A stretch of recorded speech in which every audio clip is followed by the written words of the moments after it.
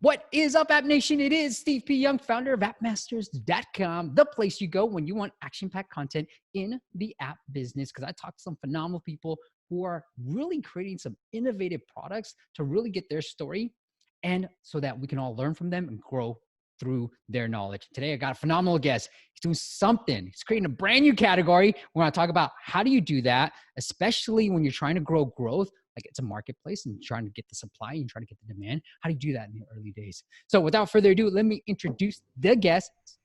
What I heard is it's kind of like William in the US in English, but it's Guillermo Gaspart, and he is the CEO and founder of BYHOURS. Check out the app. It's on both Google Play and Apple, but it's BYHOURS, BYHOURS, or check out the website, byhours.com. Guillermo, welcome to the show. Thank you. Well, nice to be here with you for the next few minutes, something like that. Yeah.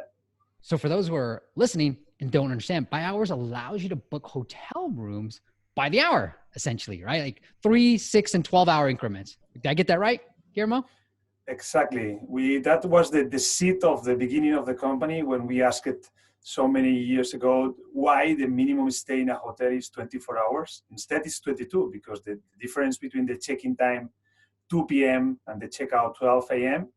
and nobody were offering like micro stays or something like that. And that's why we started to create this new category.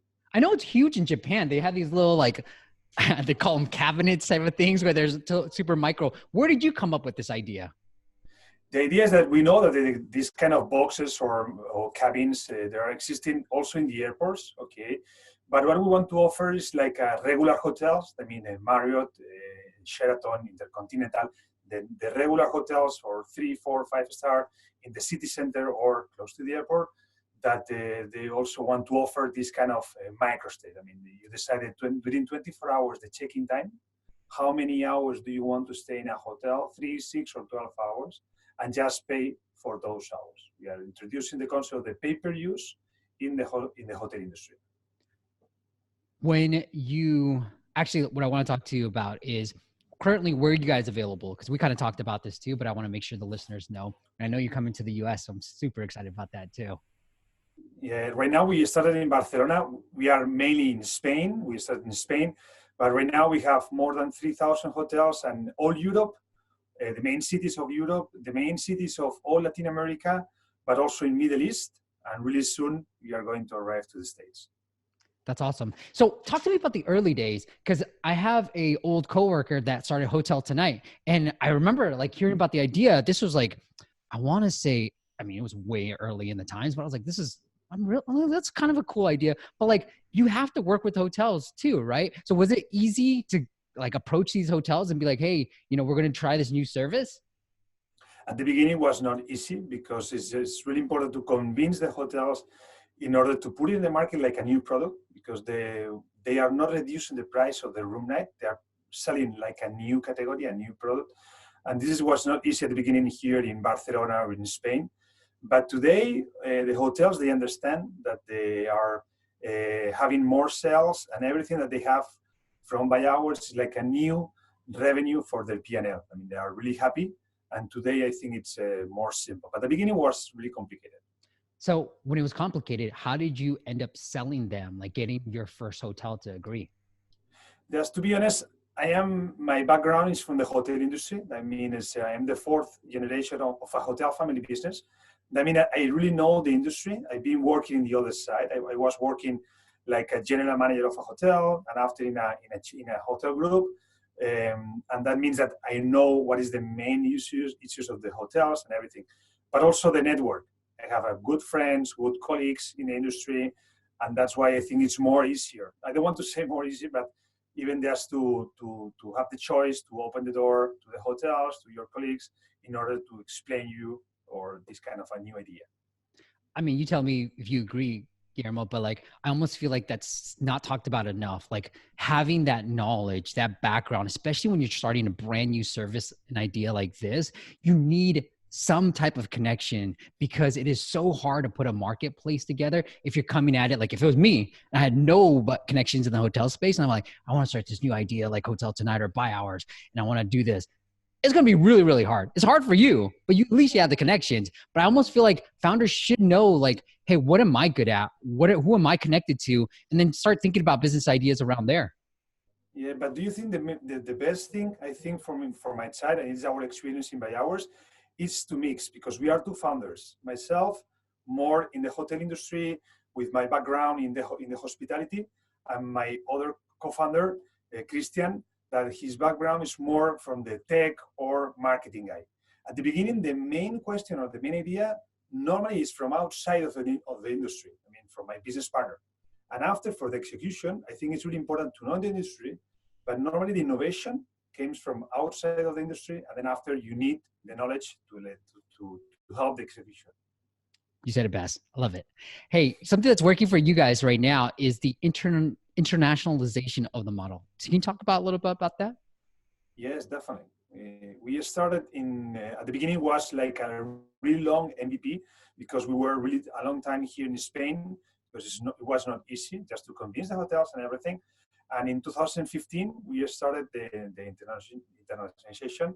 First of all, with new investors from outside. That's something that it was really important for the company.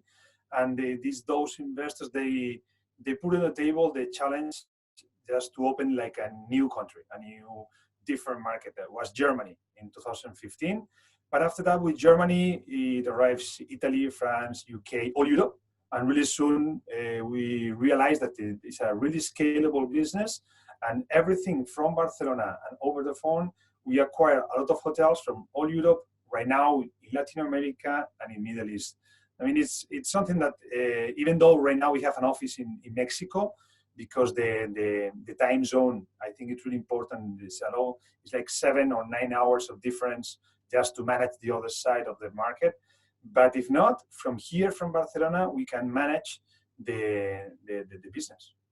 Did you already have connections in Germany that you can reach out to? Yes, because as I know very well the industry, and part of my family they are members of the main hotel associations in the globe.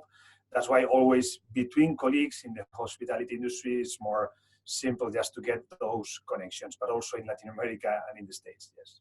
Yeah. And I know some of the things that you kind of reference in our pre-interview document is talking about, like, since it's a brand new service, you need to teach both parties, right? Like, you need to teach the buyers, the people like me who want to stay at these hotels, hey, you can actually book. You know that the old way of booking hotels, you actually book by the hour. And then you need to teach the other side that, hey, you can rent out your rooms by the hour. How are you able to run these campaigns, or talk about that campaign that actually did fail when it was like you didn't have that explanation? Yeah, I think the main challenge is the balance. You need to put supply at the same time, but the demand. Because if you acquire a lot of hotels in Berlin, for example, but you are not investing in marketing, those hotels, they are not going to have some bookings. That means they will be upset and they will close the sales to your company. I mean, it's really important to balance, to put in, for example, 15, 20 hotels at the beginning, and after just to invest a little bit in marketing. And then the main challenge at the beginning was we don't need it just to sell our brand. It's just to sell a new product, a new idea. And after that, our brand. I mean, even in Google, for example, nobody were looking for hotel by the hour. Yeah. I mean, it's like you have to, as you said right now, you have to teach the supply and the demand at the same time. How did you guys go initially, especially when you're going into the German market? Because I'm sure you understand the Barcelona market, but like when you were trying to get that demand, how did you go about approaching that? The strategy is more or less the same. I mean, we have a lot of online strategy in terms of Google. You need local people in order to manage this kind of different culture and everything, but the strategy is the same.